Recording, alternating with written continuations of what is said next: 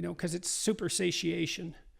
And it's a non-trivial technological problem. It's now possible for young men to look at more beautiful nude women in one day than any man has ever seen, prior to 10 years ago, 20 years ago, than any man in history had ever seen. That's not nothing. That's something. And to think that doesn't do anything to you, it's like, no, that likely does something to you.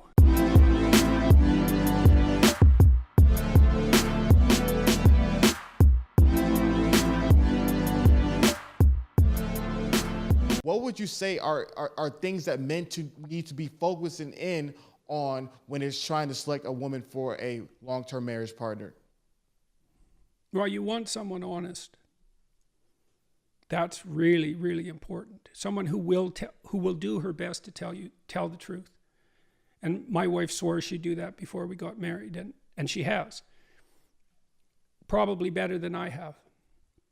And so that's a rock, man, at the bottom of things, So and you can't underplay the role of sexual attraction. And that's a mysterious thing. And so that's crucial as far as I'm concerned, and can't be. So just, I have a real question about that, Dr. Peterson. So you mentioned pornography, and we do countless pieces of content to be able to help young men overcome that issue and provide tons of resources to help them support them. So what I've noticed that happens sometimes is because of years of watching pornography, the men's sexual attraction becomes warped. And so how can a man whose sexual attraction to women has become warped to the extreme ends due to so much consumption of pornography, how can that man go back to now being attracted to, more natural looking women, or more women that could be around their lives instead of the projected? Well, deprivation is helpful. Yeah. So I think it's reasonable to assume that there's a novelty edge in pornography, like there is in so many quasi-addictive phenomena. And so it has to become, because novelty is a sexual kick, it has to stay novel, and that means that over time it's going to become more extreme. So that's not good. Well, so how do you resensitize yourself in some sense? Well, you stop. And then hopefully you recover. And then you deprive yourself of that outlet, let's say. And you might say, well, is that absolutely necessary? And maybe there's nothing wrong with pornography. It's like, well, I don't know, man. Like, have you ever really met a guy who is proud of that? Like, you know what I mean? That makes him feel like, I'm the guy, man. I'm watching pornography and getting off. It's like, what a man. I don't believe anyone feels that. And to me, maybe I'm wrong. And to me, that's an indication that, yeah, we know. No, it's pretty cheap. It's cheap. It's easy. And, I say that knowing that I believe the research evidence shows that if you introduce pornography into a community, that rates of sexual crime committed by men upon women actually decline. So there is perhaps some utility in the outlet. But, that's a unidimensional analysis and doesn't take into account all the other effects of pornography. Yeah. So, including the ones you described. And I think that those are real. It makes sense that they're real, because it's super satiation. And it's a non-trivial technological problem. It's now possible for young men to look at more beautiful nude women in one day than any man has ever seen, prior to 10 years ago, 20 years ago, than any man in history had ever seen. That's not nothing. That's something. And to think that doesn't do anything to you, it's like, no, that likely does something to you. So don't substitute the false for the real. And don't underestimate the utility of deprivation. What do we need to drive us forward to have the adventure of our life? Well, some deprivation, that's for sure. That heightens desire and drive, and maybe you need that. You're afraid to approach a woman. Well, you remove part of your drive with pornography. And so now you don't have that sexual urge to overcome that anxiety. And so you stay timid for your entire life. Maybe not, but maybe. So with 12 rules for life and also with Beyond Order, you've amassed so many amazing rules that I just think it's just so phenomenal. One of my favorites is Rule 4 and 12 Rules for Life. Don't compare yourself to others. Where others are today, compare yourself to who you were yesterday. And so in your opinion, obviously, there's so many rules that are great, but what do you think is probably, if somebody was to read those books and there's one rule that you're like, this rule out of the 24 I've given you over these past few years, you can absolutely not get this one wrong. Which rule would that be? Tell the truth, or at least don't lie. Because you can't tell the truth, right? Because who are you to tell the truth? That's a mighty tall order, man. But you can stop saying things that you know are lies. And that will change your life if you do that. And it's crucial. Why would it change their life? Well, how can you adapt to reality when you falsify it? And you think, well, I'm just lying to other people. No, you're not. You can't just lie to other people, because what you say becomes you, especially if you practice it, because we build ourselves out of words. And that can be lies in action too. It's like, don't say things you know to be false. That's a good start, man. And it allies yourself with the truth. And how can that be a bad idea?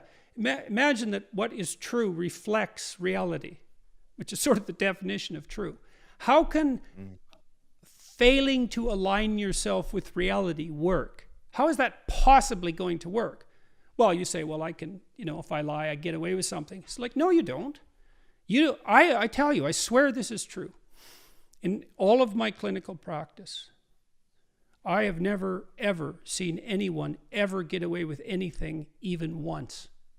You think the chickens won't come home to roost. It's like, all that means is you're too stupid to see what your lies caused, or too blind or too self-deceptive. You just don't see it. And so you don't get away with anything, nothing. It's terrifying to actually understand that. It's terrifying. What if you can't get away with anything, ever? Well, that's the judgmental God, fundamentally. That's a very old idea, and it's an old idea for a reason. And of course you can't get away with anything, because imagine that you took a flexible plastic comb, and you bent it backwards, and you say, well, I got away with that. It's like, well, what's going to happen when you let go? It's going to snap back and hit you in the face, and that's life, man. You warp the structure of reality. You think you are someone who can warp the structure of reality with your words and get away with it? Really? No, man, that should terrify you right to the core of your soul. You're not God.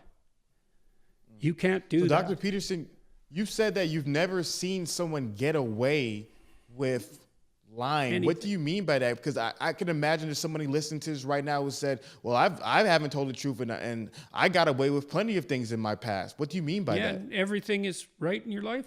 Everything is just the way you want it to be. That's how it is it? Yeah, sure. And good. If find someone like that, great. But I've never seen anyone like that. And psychopaths, they have no conscience. They lie all the time. Well, how do they get away with it? They don't.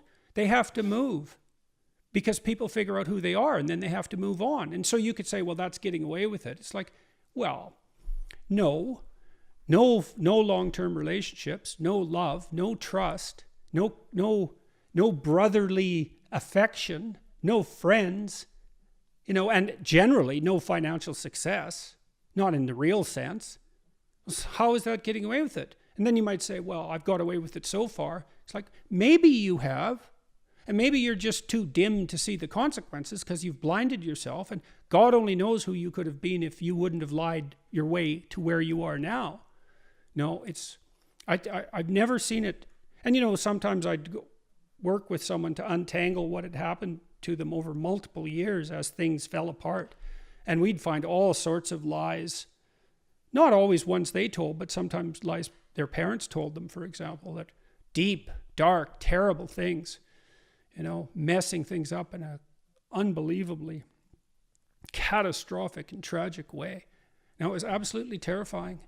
But I can't see how it just doesn't make sense. It's like, how could you possibly defend the idea that you could warp the structure of reality and get away with it? I mean, who, like I said, who do you think you are? Reality is, you don't mess with it. Like, it kills you, and it'll torture you quite a lot before doing that if you're particularly unlucky. So beware. They say the fear of God is the beginning of wisdom. Yeah. That's that judgmental God. It's like, you violate your conscience, man, you will pay. That's hell. Yeah.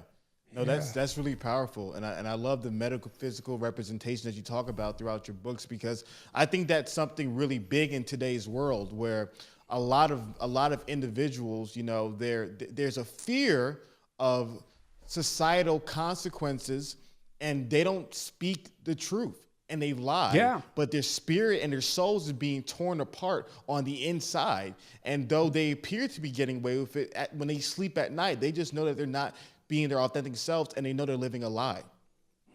Yeah, well, and they get weaker as you become what you practice, and if you withdraw and lie, you become a lying coward. That's what happens. You don't have to practice that much before that's the case. So is that what you want? Well, no one will come after me. It's, yes, they will. Part of it is also really understanding in some way that there's no escape. There's no safe path. There's a noble path. There's an honorable path. There's no safe path. And possibly you wouldn't want that anyways, because, well, who are you exactly? Look at you, warrior stock. Every single one of your ancestors has stayed alive for 3.5 billion years. It's like, good work, man. That's a lot. And so what makes you so sure you're built for safety? What makes you so sure that that's what we should strive for? And then if you want adventure, I'll tell you what an adventure is. You tell the truth as nearly as you can, and you'll have the adventure of your life. That's for sure. So, and that isn't trying to fit in because you're naive or, because you're too afraid to lie. That doesn't make you telling the truth if you're too afraid to lie. That's, in a cowardly sort of way. There's a wise way of being too afraid to lie. Yeah. So, and I thought too, when I looked into atrocity deeply, and I looked into it for 15 years, meditated on the human capacity for atrocity. It was pretty awful. It was awful, reading those stories of what happened in the Nazi concentration camps and what happened everywhere. And then trying to think about what you'd have to be like to do that, and then thinking it through. It's awful. And it was doing that. I realized all that was tangled up with lies. And so that's part of this issue of male power. How do you keep male power noble and virtuous? With the truth. It's lies that turn competence into tyranny. So don't lie unless you want to be an incompetent tyrant. And you think that's easier. It's like, in some ways, I suppose, it's easier because you can slide into that. But existentially, it's hell. And hell has this weird quality because it feels like it's eternal.